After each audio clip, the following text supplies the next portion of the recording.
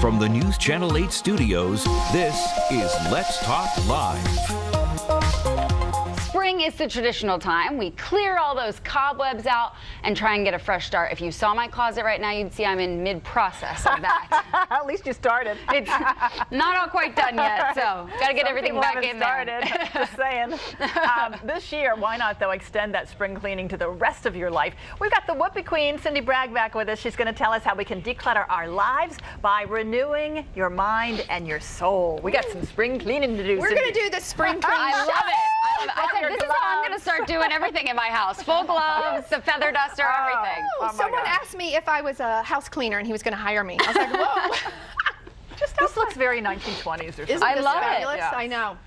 But we don't need gloves for this type of spring cleaning. Oh, we don't? No, we don't. Get rid of them. Babies out. Chuck them. We're talking about the inner work, right? Yeah. And so we're going to address how to deal with some issues related to friendships and your love life and your family. How important is it we talk about, sort of taking the negative away from us? And let's start with friendships there, because I think sometimes people hold on to something perhaps for the nostalgia, or we've been friends for so long, but where do you begin to start to sort of weed out or clean out what isn't really necessary around you anymore? Well, I've got 3 tips on that, and I want to first say that I wanted to have some fun with this segment, and so I went out on the street and I asked people if they were going to use a product to spring clean a relationship, what product would they use? And so we have a clip to show. Oh, I bet they've got some interesting answers. Let's take a listen. I'd probably use Clorox wipes because they're really handy and they're really helpful, and there's a whole bunch left, so you just got to keep cleaning. I will use Lysol. It has a great long-lasting lemon flavor, which may promote longevity in my relationships, and it really cuts tough down on grease. I think I'll use a sponge because it's soft and gentle to the relationship. Oh, how do you feel about that? That sounds good. Take that kind of scrubbing. Those are all good answers. They all had great reasons for their choices. Yeah. They were newlyweds that last couple, so they just need a little Febreze just to a get them little going. freshening up. Yes. But with a friendship, all right, we'll start there. I think the first thing to do is look at people who are toxic in your life. Is there anybody who's not really, healthy for you? Like, is someone who is a toxic person? Oh, my goodness. They suck the air out of the conversation. Yes. Right? I am your father. So you want to just stand back and go, these people are generally, it's all about them. They don't respect your boundaries. They're inconsiderate. They don't allow you to have a say in the conversation. Right. They don't accept no. And they're oftentimes very ungrateful. Like, you may be there for them often and they don't show a lot of gratitude. So I think the easiest thing to do on the friendship front is just take a step back from those type of people. And if it really matters, I have a model that we're going to use in a few minutes when we talk about family issues on how you can address some of those more, serious issues that for someone that you want to really stay in a relationship with. I was going to say, what about for people who you've had a friendship for so long, but you feel like as of late or over the past couple of years, it's developed into that sort of one-sided, or you don't feel like you're getting what you're giving into it? All right, well, let's get right into that. So there's a model, and you can use this with your family too. It's in positive psychology, and it's called the ABC model.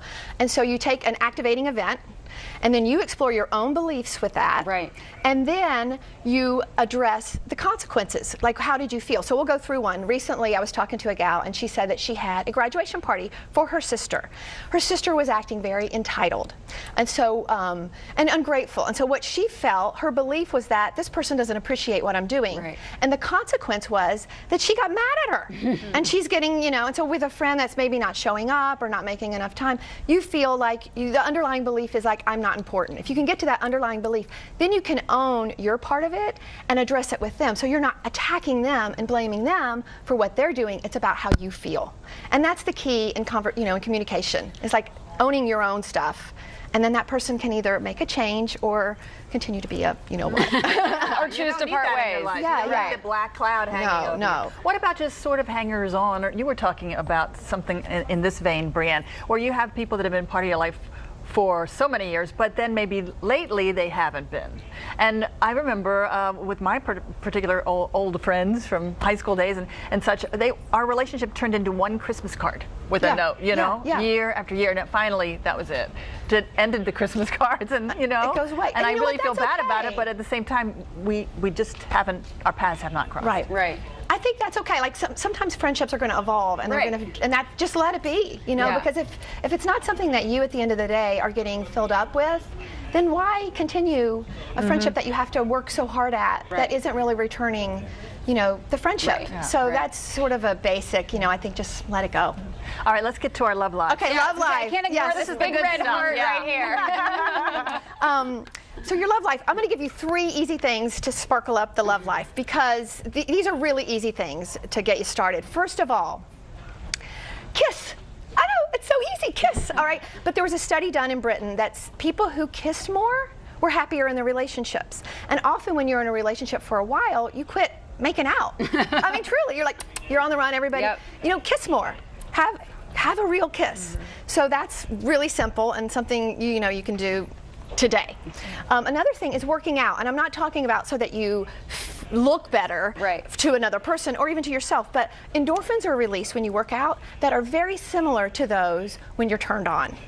And so you want to feel that feeling, and it'll automatically generate more of that feeling, and you know, and plus you'll feel better about yourself.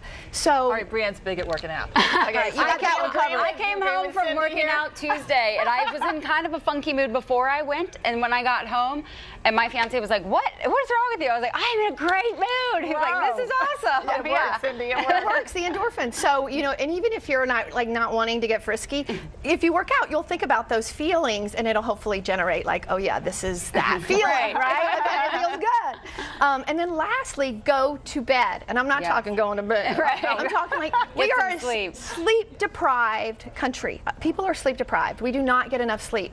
And when we're not getting enough sleep, we feel tired and irritable, and even we get paranoid about things that aren't even real. So, you know, really just get more sleep. It's pretty basic. So those 3 things can, like today, help you invigorate your love life, just with the simple steps of taking care of yourself and getting some smooches in.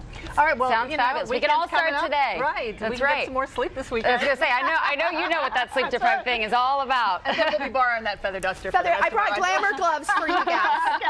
Cyndy Bragg, thanks so much for stopping by. We're using them all this weekend. We'll still